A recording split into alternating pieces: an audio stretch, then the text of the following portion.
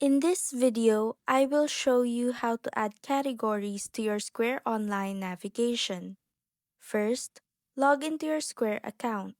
Once you're on your dashboard, you will see your analytics in the middle and your menu list on the left side of the screen.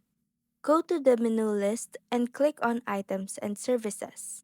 Then, select Items, and from the drop-down menu, click on Categories. In the middle of the screen, click on Create Category.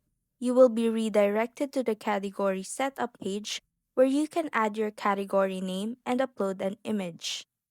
You can also set a parent category, and under Items, click Add to include products in your new category. You can create new ones or select existing items from your list. Once you're done customizing, click Save on the top right. Your new category will now appear in your Square Online navigation. And that's how to add categories to your Square Online navigation.